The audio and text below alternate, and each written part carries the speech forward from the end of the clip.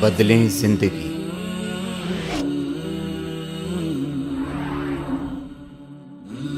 زیتون T V. دو کام کر لو ہر عبادت کے ساتھ۔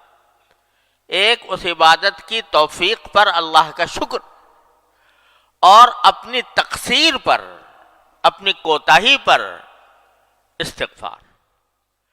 اگر یہ کام کرتے رہو گے تو انشاءاللہ رفتہ رفتہ راستہ طے ہوتا جائے گا، اور ایک وقت آ جائے گا، ضرور آ جائے گا انشاءاللہ، کہ تم احسان کے مرتبے تک پہنچ جاؤ گے۔ ہوتا کیا ہے کہ غفلت کے ساتھ پڑھی، غفلت کے ساتھ اٹھ کے چلے گئے۔ ارے بھائی، نماز کے بعد ذرا سا ایک اس نماز کے اوپر نگاہ بازگشت ڈال لو، یعنی اس کا ذرا تصور کرو کہ میں نے یہ 4 رکعتیں پڑھی تو کس طرح پڑھی، اور اس کے اوپر نگاہ بازگشت ڈالتے ہوئے پہلے اللہ جل جلالہ کا شکر ادا کر لو، اور شکر ادا کر لو کہ اللہ آپ کے نے جس طرح بھی توفیق دی، آنے کی توفیق دے دی، اپنی بارگاہ میں حاضری کی توفیق دے دی، اے اللہ میں اس پر شکر ادا کرتا ہوں، اور اے اللہ میں آنے کے بعد آپ کے دربار کا جو حق تھا وہ تو کہاں ادا ہوتا، جو کم سے کم مطالبہ ہونا چاہیے تھا وہ بھی مجھ سے پورا نہ ہو سکا۔ دیکھو، خشوع کا اعلیٰ مقام تو وہ ہے جو حدیث میں فرمایا گیا کہ ان تعبد اللہ کأنک تراہ، اللہ تبارک و تعالیٰ کی عبادت اس طرح کرو جیسے کہ اللہ کو دیکھ رہے ہو، اور اگر نہیں دیکھ رہے تو کم از کم وہ یہ خیال کر لو کہ وہ تمہیں دیکھ رہا ہے۔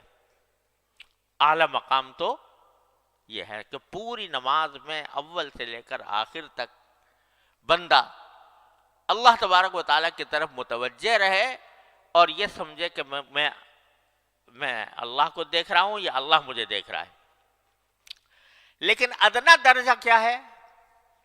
ادنا درجہ یہ ہے کہ کم از کم جو الفاظ تم زبان سے نکال رہے ہو، دھیان ان الفاظ کی طرف ہو۔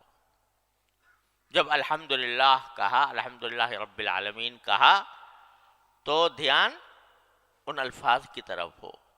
میں نے یعنی پتا ہو کہ میں الحمدللہ رب العالمین کہہ رہا ہوں، الرحمن الرحیم کہہ رہا ہوں۔ اور اس میں حدیث میں آتا ہے کہ نبی کریم صلی اللہ علیہ وسلم نے فرمایا کہ جب بندہ الحمدللہ رب العالمین کہتا ہے تو اللہ تبارک و تعالی جواب دیتے ہیں، حمیدنی عبدی، میرے بندے نے میری تعریف کی۔ جب الرحمن الرحیم کہتا ہے تو اللہ تعالیٰ جواب دیتے ہیں کہ اثنا علی عبدی، میرے بندے نے میری ثنا کی۔ جب مالک یوم الدین کہتا ہے تو کیا فرماتے ہیں؟ مجدنی عبدی، میرے بندے نے میری بزرگی بیان کی۔ اور جب کہتا ہے ایاک نعبد و ایاک نستعین، تو باری تعالیٰ فرماتے ہیں کہ یہ جو وہ کہہ رہا ہے بندہ، یہ میرے اور بندے کے درمیان ہے یہ معاملہ، وہ میری عبادت کرتا ہے، میں اس کی مدد کرتا ہوں۔ ایاک نعبد و ایاک نستعین۔ تو آدمی کم از کم اتنا جو ادنا خشوع کا درجہ ہے وہ کیا ہے کہ جو الفاظ زبان سے نکال رہا ہے انسان، ان الفاظ کی طرف دھیان ہو۔ میں نکال رہا ہوں، یہ نہ ہو کہ بس مشین چل پڑی اور آخر میں جا کے بس سلام پھیر دیا، بلکہ دھیان ان کی طرف ہو، الفاظ کی طرف ہو۔ یہ ادنا درجہ ہے۔ اور جہاں ذہن بھٹک جائے، خیالات آنے لگیں، پھر دوبارہ انہی الفاظ کی طرف آ جائے، یہ ادنا درجہ ہے خشوع کا۔ اس کی کوشش تو بندے کو ہمیشہ کرتے ہی رہنا چاہیے، ساری زندگی کرتا رہے۔ تو یہ کوشش ادنا درجہ کا خشوع ہے، یہ بھی حاصل نہیں ہوتا۔ تو اللہ آپ نے تو کرم فرمایا تھا کہ ہمیں توفیق دی تھی کہ آپ کے دربار میں حاضر ہوئے، لیکن ہم نے اپنی طرف سے جو ہمارے کرنے کا کام تھا وہ ہم سے نہ ہو سکا، تو اللہ ہم اس پر استغفار کرتے ہیں۔ اسی لیے سنت ہے نبی کریم صلی اللہ علیہ وسلم کی کہ نماز ختم ہونے کے بعد فرماتے کہ استغفر اللہ استغفر اللہ استغفر اللہ، 3 بار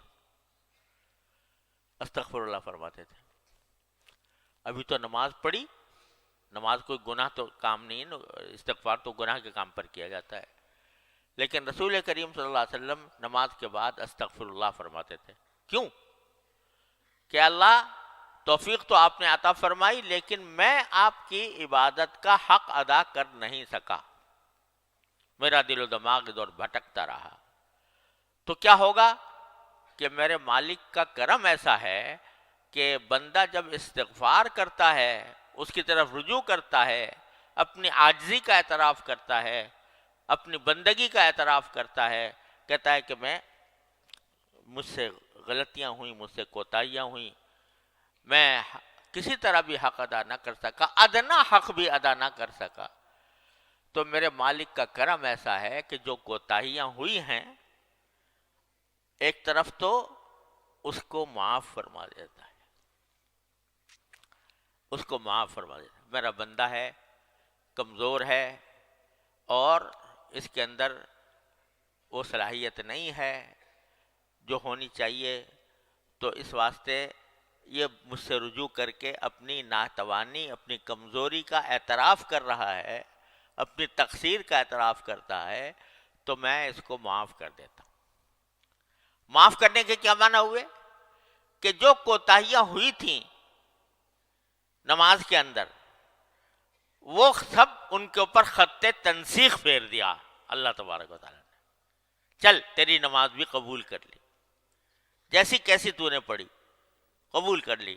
جب تو نے ہم سے رجوع کر کے کہہ دیا کہ یا اللہ مجھ سے نماز صحیح طریقے سے پڑھی نہیں گئی، تو چل ہم نے قبول کر لی، استغفر اللہ استغفر اللہ استغفر اللہ کہہ۔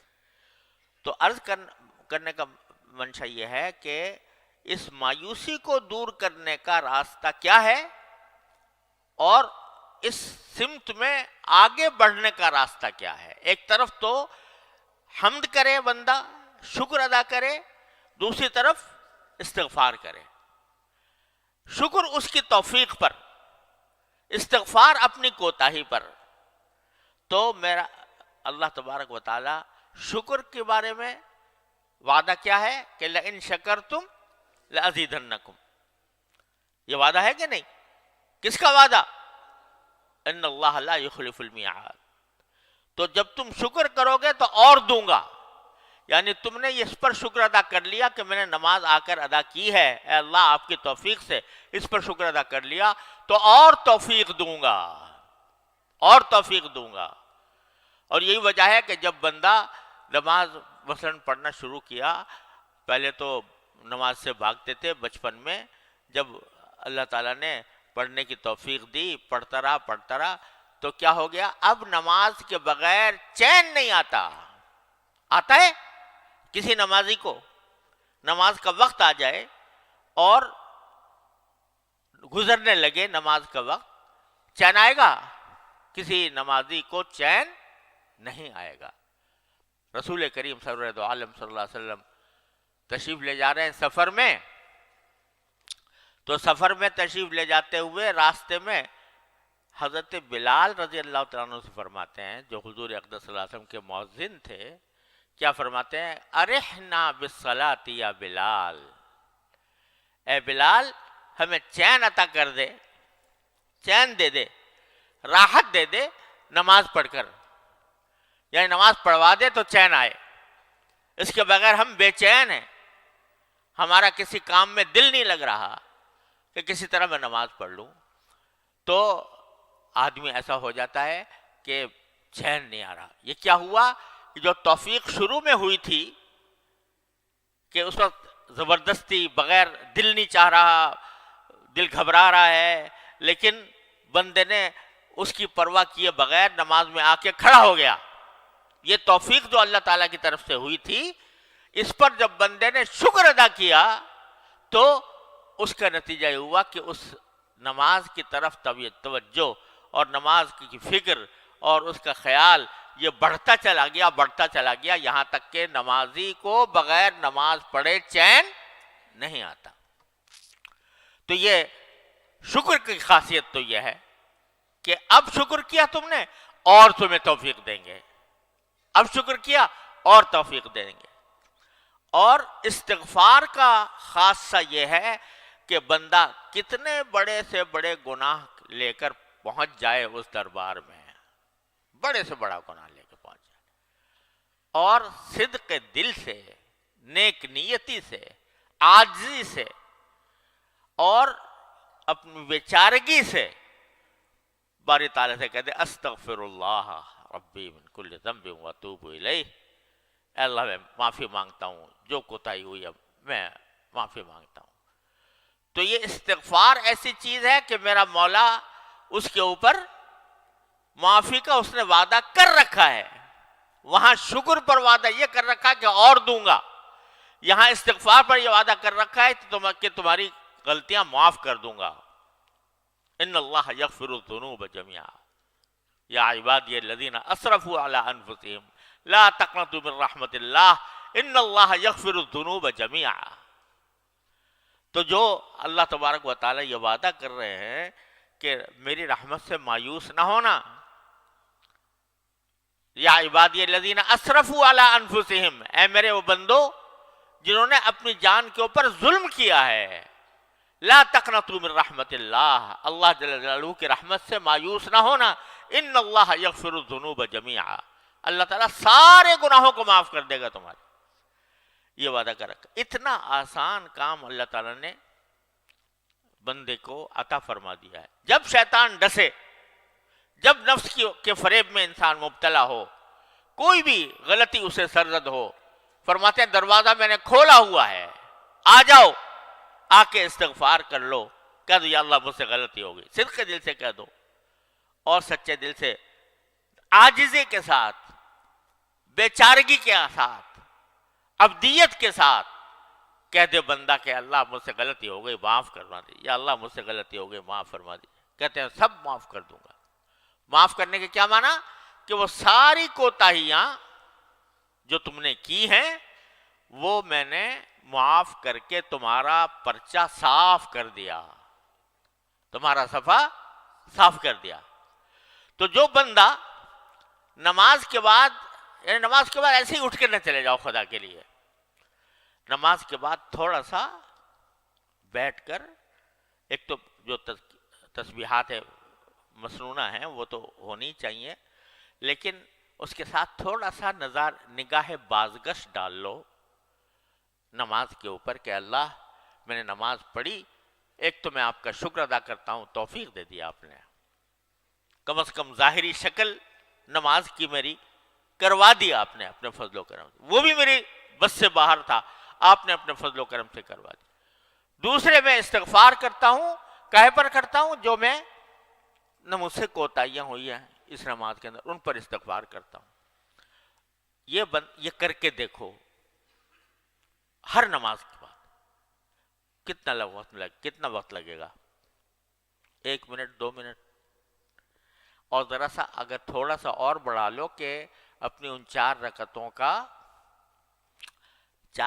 کا جائزہ لے کے دیکھو، میں نے تکبیر تحریمہ ٹھیک سے ادا کی تھی، میں نے سورہ فاتحہ ٹھیک سے پڑھی تھی، میں نے رکوع صحیح طریقے سے کیا تھا، میں قیام صحیح طریقے سے کیا تھا، میں نے سجدہ صحیح طریقے سے کیا تھا، اور ساتھ میں یہ کہ میرا دھیان کہاں تھا، میرا دل کہاں تھا، دماغ کہاں تھا، اس کا ذرا سا جائزہ لے لو، تو بہت ساری جگہ پر تمہیں نظر آئے گا کہ یار یہ تو نماز تو پڑھی بے شک، لیکن مجھ سے نہ الفاظ کی طرف دھیان ہو سکا، نہ اللہ تعالیٰ کی طرف دھیان ہو سکا۔